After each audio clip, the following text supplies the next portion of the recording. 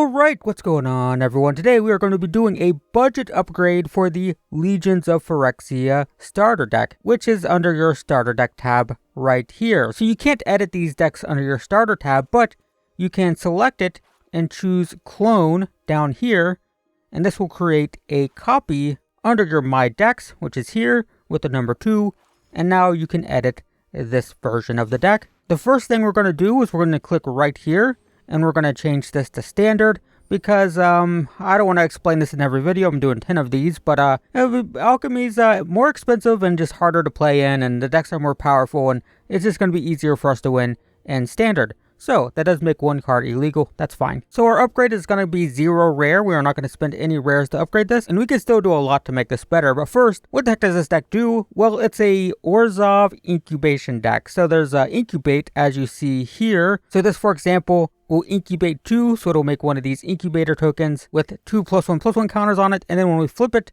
it makes a 0/0 that's going to have 2+1/+1 counters on it, and in this case it's going to add an extra counter, so it'll be a 3/3. So our goal is just to incubate. The problem is we have a lot of stuff that just doesn't really synergize. You know, we have like Banalish Sleeper is not great. Phyrexian Missionary doesn't make too much sense in this deck. We have the Alchemy card. We also have some clunky stuff like Seedpod Caretaker and Infected Defector, and we can just put more powerful stuff than that in this deck, so let's do that. The first thing we need to do is we need to take this Alchemy card out. It's not bad, but it's not legal in standard, and playing in standard will give us a much higher percentage to win. So we're going to take these out, and we're going to add these in. So this is just a 1-mana 1/1 lifelink that when it's in our graveyard, we can pay 1, exile it to incubate 2, so it's just good value. It can kind of stall because we do tend to spend a couple turns, like 2 or 3 turns, like incubating. Like this is a 1-mana 1/1, doesn't do too much. This is a 2-mana 1/1, kind of weak. We'll be replacing this, but it's a 3-mana 2/2. Most of our creatures are weak, but they come with value. So just being able to play this and just being willing to chump block with it to kind of stall a couple turns is pretty useful. Next, these Banalish Sleepers are okay, but not really great for this deck. 2-mana 3/1 is just whatever, and we can kick it to make each player sacrifice. There's definitely decks that can use this, but it's not really what we're doing. So we're going to replace these with this. So this is a 2-mana, so both of these come down on turn 2. But this is just whenever a creature enters, we gain 1. Whenever a creature we control dies, the opponent loses 1. And this is just another stalling tactic because it has Death Touch, so opponents don't want to attack into it. Can gain us some life. And it's just gonna stall out while we build up our incubation tokens and flip them. Next, Phyrexian Missionary. It's fine. 2-mana 2/3 lifelink is actually pretty decent. And if we kick it, we can return a creature from our graveyard to our hand. It's fine, but it's not as good as one of the main engines of this deck, which is Norn's Inquisitor. This is like one of the reasons we want to play this deck. It's 2-mana 1/1. It incubates 2, so it kind of puts 3 power out after a couple turns, but whenever we flip a incubator token, it gets an extra +1/+1 counter, and that just adds a lot of power. It means when we flip this token, it's a 3/3. It adds up very quick, and we have other things like this incubates 4, which will be a 5/5, and these do stack as well. So if we have 2 of these in play, each of the incubator tokens will get 2 +1/+1 counters. So it's just very good, and I think we need to have 4 of those for sure. Next, we have this very clunky Alabaster Host Intercessor. It's a 6-mana 3/4. When it enters, we can exile a creature an opponent controls until it leaves the battlefield. So it's one of these like O-ring on a creature things. There's tons of these nowadays, but it's just so expensive at 6 mana. So we can actually just fix this by getting an Annex Sentry, which is, it does the exact same thing. It only targets smaller things, but 3-mana 1/4 does the same thing for smaller stuff. And once again, we just really like our early stuff that stalls, right? We just want to stall out for a few turns, make sure we just survive those early turns against aggro decks so we can start taking over with incubator tokens in the late game.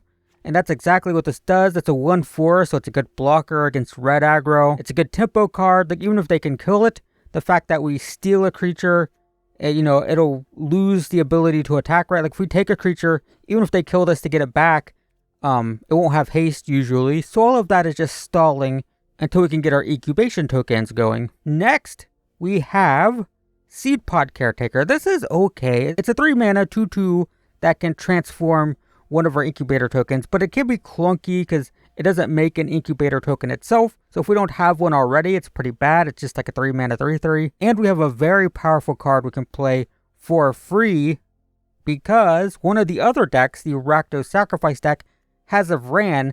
Now, this is a rare. I said we're not adding rares, but this is free. If you don't have it, go unlock it. It is in the Rakdos deck. The Scrapyard Salvage, Scrapyard Sacrifice. I think that's what it's called, Scrapyard Sacrifice.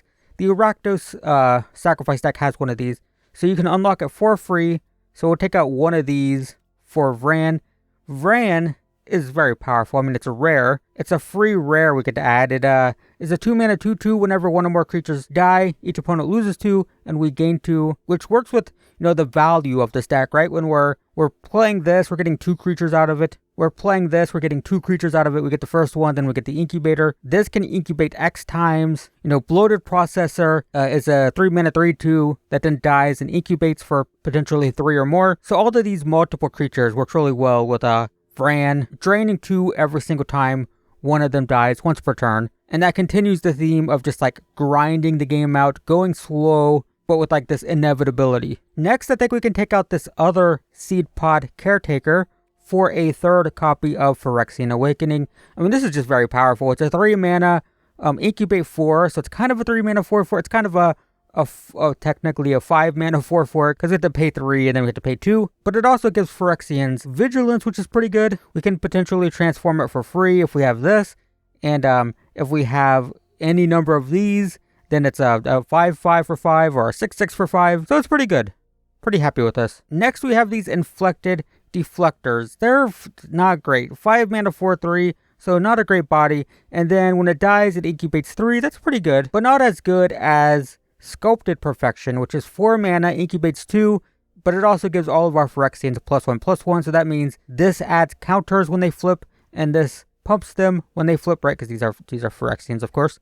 So yeah, it's just very powerful. These two, Norn's Inquisitor and Sculpted Perfection, just really pumps our board really well. So I think it's worth taking 2 of these out for 2 more of these.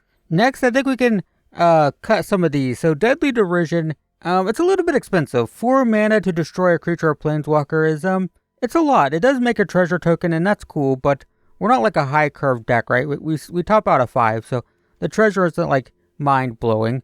It does help with flipping some of the incubators, but it's not like a huge deal. So I think it's at least worth taking out 2 of these for 2 Ossification, which is one of the most premium removal spells in Standard. It's played in like every white deck ever. 2 mana, you have to put it on a basic land, but then it exiles a creature or planeswalker until Ossification gets destroyed. So again, another O-ring type of effect. But it's just a very good, very efficient 2 mana removal spell, which is pretty good. The last thing that I would say is kind of optional, but I do like it, is taking out the final Infected Defector. Have I been saying Deflector? I think so. For a 4th Phyrexian Awakening, just because this is so good.